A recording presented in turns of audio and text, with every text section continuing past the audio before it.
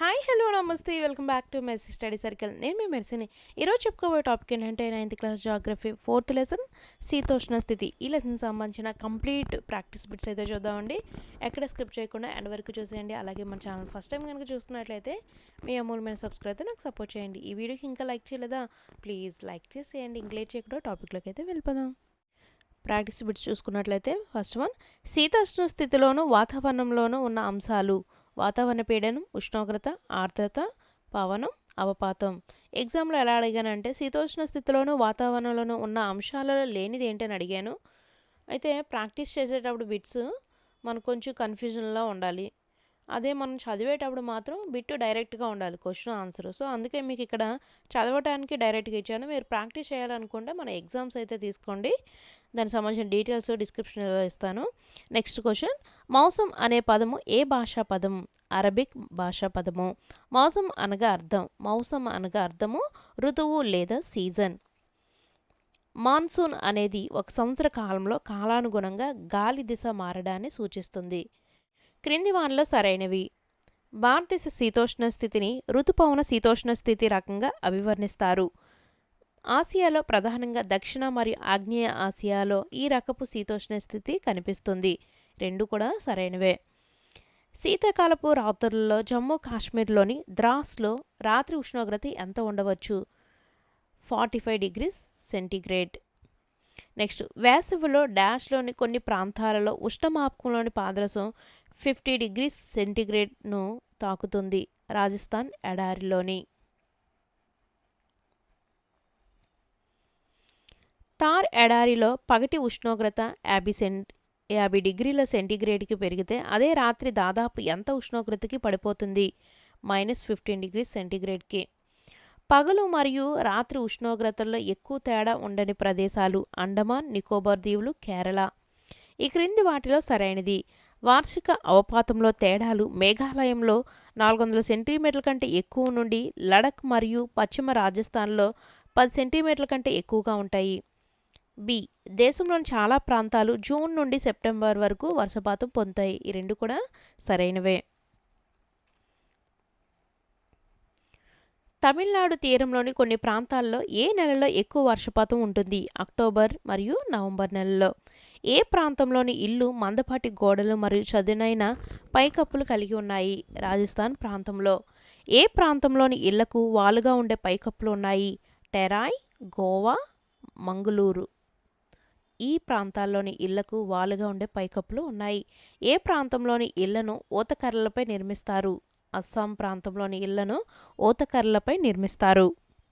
Next, క్రింది వాటిలో సరైనది. భూమధ్యరేఖ నుండి ధ్రువాల వైపు వెళ్లే కొలది గాలి ఉష్ణోగ్రత తగ్గుతుంది. భూమి యొక్క ఉపరితలం నుండి ఎత్తైన ప్రదేశాలకు వెళ్లే కొద్దీ వాతావరణం యొక్క సాంద్రత, ఉష్ణోగ్రత తగ్గుతాయి. ఏదైనా ప్రాంతం యొక్క పీడనం మరియు పవన వ్యవస్థ ఆ ప్రదేశం యొక్క దేనిపై ఆధారపడి ఉంటుంది? అక్షాంశం మరియు ఎత్తుపై ఆధారపడి ఉంటుంది. ప్రజలు తీవ్రమైన వాతావరణ పరిస్థితులను అనుభవిస్తారు. ఈ పరిస్థితిని ఏమంటారు? ఖండాంతర్గత పరిస్థితి. ఖండాంతర్గత స్థితి అంటే వేసవిలో చాలా వేడిగా మరియు శీతాకాలంలో చాలా చల్లగా ఉంటుంది.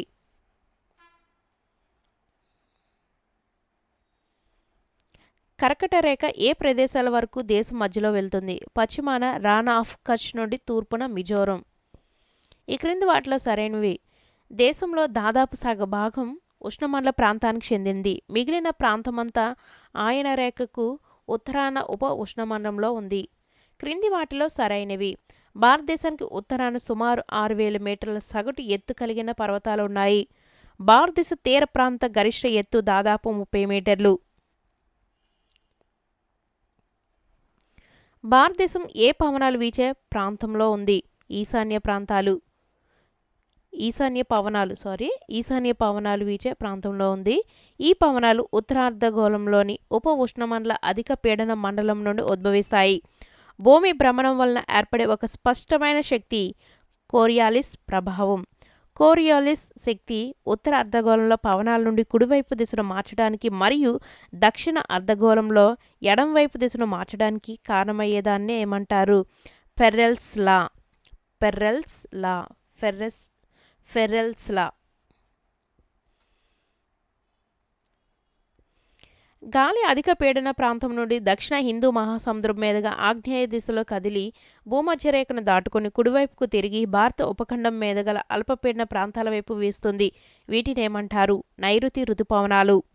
వేసవి నెలలో ఉప ఉష్ణమండల తూర్పు జెట్ ప్రవాహం ద్వీపకల్ప భారతదేశం మీదుగా సుమారుగా ఎన్ని డిగ్రీల ఉత్తర అక్షాంశం పైన వీస్తుంది? 14 డిగ్రీల ఉత్తర అక్షాంశం పైన వీస్తుంది. పశ్చిమ తుఫాను విక్షోభాలు ఏ ప్రాంతం నుండి పశ్చిమ పవనాలు తీసుకొచ్చిన శీతాకాలపు వాతావరణ దృగ్విషయాలు? మధ్యధర ప్రాంతం నుండి పశ్చిమ పవనాలు తీసుకొచ్చిన శీతాకాలపు వాతావరణ దృగ్విషయాలు.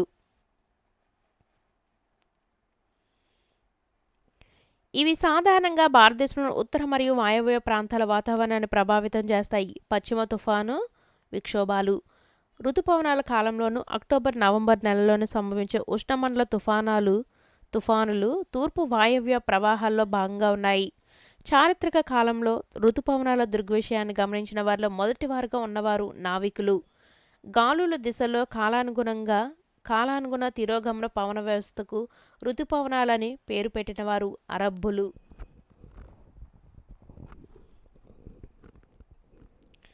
ఉత్తర భారతదేశంలో డిసెంబర్ జనవరి నెలలు అత్యంత చలిగా ఉంటాయి. దక్షిణం నుండి ఉత్తరం వైపుకు వెళ్లే కొలది ఉష్ణోగ్రత తగ్గుతుంది. తూర్పు తీరంలోని చెన్నై సగటు ఉష్ణోగ్రత 24 డిగ్రీల నుంచి 25 సెల్సియస్ మధ్యగా ఉండగా ఉత్తర మైదానాల్లో ఇది 10 డిగ్రీల మరియు 15 డిగ్రీల సెల్సియస్ మధ్య ఉంటుంది. దేశంలోని చాలా భాగానికి శీతాకాలం పొడి కాలంగా ఉంటుంది. ఇక్కడ చాలా వరకు బిట్స్ కవర్ అయిపోతున్నాయి చూసారా, 4. ఇదంతా ఒక బిట్గా ఇచ్చానమాట ఎగ్జామ్లో.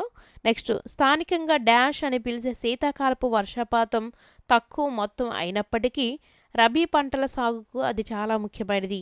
మహావత్ అని పిలిచే శీతాకాలపు వర్షపాతం తక్కువ మొత్తం అయినప్పటికీ రబీ పంటల సాగుకు అది చాలా ముఖ్యమైనది.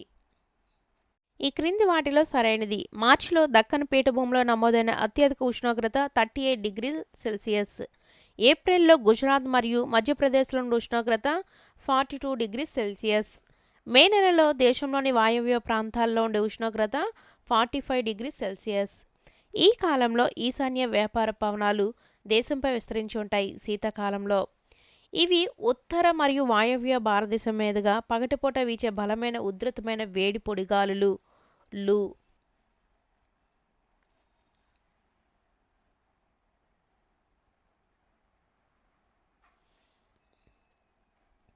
నెక్స్ట్, కాల్ బైసాఖి ఉరుములతో కూడిన తుఫానులు ఎక్కడ వేస్తాయి? పశ్చిమ బెంగాల్.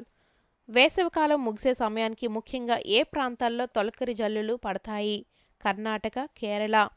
భారత ద్వీపకల్పంలోకి నైరుతి ఋతుపవనాలుగా ప్రవేశించే పవనాలు ఆగ్నేయ వ్యాపార పవనాలు. భారతదేశంలో ఇవి ప్రవేశించడం వల్ల ఎక్కువ వర్షాలు కురుస్తాయి. నైరుతి ఋతుపవనాలు. ప్రపంచంలోనే అత్యధిక సగటు వర్షపాతం పొందే ఖాషి కొండల దక్షిణ శ్రేణిలో గల ప్రాంతం మాసిన్రామ్.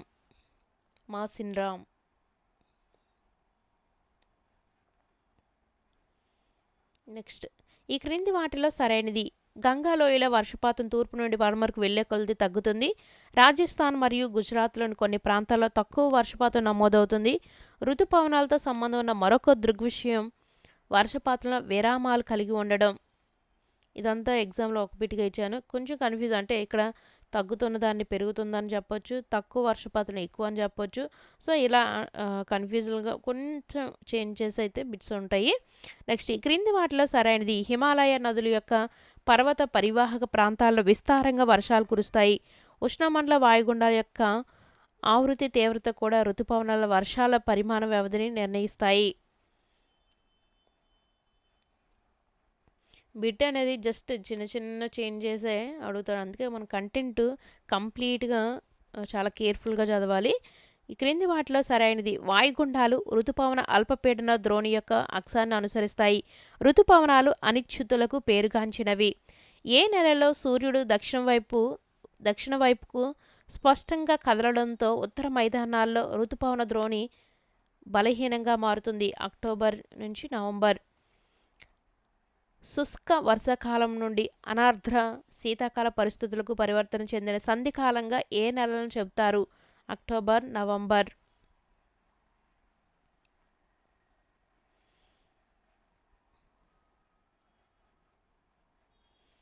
నెక్స్ట్ తిరోగమన ఋతుపవనాల సమయంలో అధిక ఉష్ణోగ్రత చాలా ఉక్కపోతగా ఉంటుంది. దీన్ని సాధారణంగా ఏమంటారు? అక్టోబర్ వేడిమి. ఈ క్రింది వానిలో సరైనవి: గుహ నేల భాగం నుండి పైకి పెరిగే సున్నపురాయి స్టాల్గమైట్. గుహ పైకప్పు భాగం నుండి క్రిందికి పెరిగే సున్నపురాయి స్టాలక్టైట్. భూమిపై అత్యంత తేమతో కూడిన ప్రదేశం మాసిన్రామ్. ఆంధ్రప్రదేశ్లో తరచుగా తుఫానుల బారిన పడుతున్న ఎక్కువ జనసాంద్రత కలిగిన డెల్టాలు గోదావరి, కృష్ణ, కావేరి డెల్టాలు. ఈ క్రింది వాటిలో సరైనవి: పశ్చిమ తీరం మరియు ఈశాన్య భారతదేశంలోని భాగాలు సంవత్సరానికి సుమారు 400 సెంటీమీటర్ల వర్షపాతం పొందుతాయి. పశ్చిమ రాజస్థాన్ మరియు హర్యానా, గుజరాత్, పంజాబ్లలో వర్షపాతం 60 సెంటీమీటర్ల కంటే తక్కువగా ఉంటుంది. నెక్స్ట్ పాయింట్ కూడా చూడండి. తక్కువ వర్షపాతం నమోదవుతున్న మూడో ప్రాంతంగా జమ్మూ కాశ్మీర్లోని పరిసర ప్రాంతం లేహ్. ఇది పాయింట్ కాదు, డైరెక్ట్ బిట్ అనమాట. నెక్స్ట్ లెసన్ బ్యాక్ సైడ్ ఉన్న క్వశ్చన్స్ చూసుకున్నట్లయితే ఇవి డైరెక్ట్ బిట్స్ ఇచ్చారు.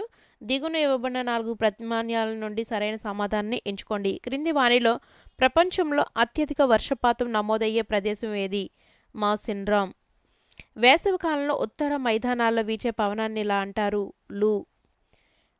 వాయవ్య భారతదేశ భాగంలో చలికాలంలో ఈ క్రింది వాటిలో ఏది వర్షపాతానికి కారణమవుతుంది? పశ్చిమ విక్షోభాలు. ఋతుపవనాలు భారతదేశంలో దాదాపుగా ఈ సమయంలో ప్రవేశిస్తాయి, జూన్ ప్రారంభంలో. క్రింది వాటిలో ఏది భారతదేశంలో చలికాల లక్షణంగా ఉంటుంది? వెచ్చని పగలు మరియు చల్లని రాత్రులు. ఇక్కడ కొన్ని ఇంపార్టెంట్ పాయింట్స్ కూడా రాశారండి, అంటే యాడ్ చేశాను దీంట్లో. భారత ఉపఖండంలో పవన దిశగా కాలానుగుణంగా మారుతుంది. భారతదేశంలో అత్యధిక వర్షపాతం కొన్ని నెలలుగా పరిమితమై ఉంది. తమిళనాడు తీరం శీతాకాలంలో వర్షపాతం పొందుతుంది. తూర్పు తీరంలోని డెల్టా ప్రాంతం తరచుగా తుఫానులకు గురవుతుంది. రాజస్థాన్, గుజరాత్, పశ్చిమ కనుమలోని పవన వ్యతిరేక దిశలో కొన్ని ప్రాంతాలు కరువ పీడిత ప్రాంతాలుగా ఉన్నాయి. నెక్స్ట్ తిరువనంతపురం, షిల్లాంగ్లలో జూలైలో కంటే జూన్లో వర్షపాతం ఎక్కువ. తిరువనంతపురం కంటే ముంబైలో జూలై వర్షపాతం ఎక్కువ. ఇక్కడ ఎందుకు అని క్వశ్చన్ ఉంటాయి అన్నమాట, కారణాలు చెప్పండి అని దాంట్లో. సో అవి మనం ఎందుకు అని పక్కన పెడితే ఈ బిట్స్ ఇంపార్టెంట్ కదా, సో అందుకని ఇవి కూడా మీకు ఇచ్చేసాను లెసన్ బ్యాక్ సైడ్వి. చెన్నైలో నైరుతి ఋతుపవనాలు తక్కువ వర్షాన్ని ఇస్తాయి. కోల్కత్తా కంటే షిల్లాంగ్లో వర్షం ఎక్కువ. జూలైలో కంటే జూన్లో ఎక్కువ వర్షాలు కురిసే షిల్లాంగ్లో కాకుండా కోల్కత్తాలో జూన్లో కంటే జూలైలో వర్షం ఎక్కువగా కురుస్తుంది. జోధ్పూర్ కంటే ఢిల్లీలో ఎక్కువ వర్షం పడుతుంది. ఈ టీచర్స్ టోటల్ బిట్స్ అయితే నెక్స్ట్ వీడియోలో మరొక 5th లెసన్తో మరలా కలుసుకుందాం. ఈ వీడియోకి లైక్ చేయకపోతే ప్లీజ్ లైక్ చేసేయండి. మన ఛానల్ ఫస్ట్ టైం చూస్తున్నట్లయితే మీ అమూల్యమైన సబ్స్క్రైబ్ అయితే నాకు సపోర్ట్ చేయండి. మీకు ఏ సబ్జెక్ట్ సంబంధించిన వీడియోస్ కావాలో కామెంట్ అయితే తెలియజేయండి. మన ఛానల్ మీకు ఏ విధంగా యూజ్ అవుతుందో తప్పకుండా మీ కామెంట్ తెలియజేయండి. మీరు చేసే కామెంట్, లైక్, షేర్ అనేవి నాకు ఫుల్ ఎంకరేజ్ అయితే ఇస్తాయి. సో ప్లీజ్ సపోర్ట్ చేయండి. మరిన్ని అప్డేట్స్ కోసం మన ఛానల్ చూస్తూ ఉండండి. Thank you for watching.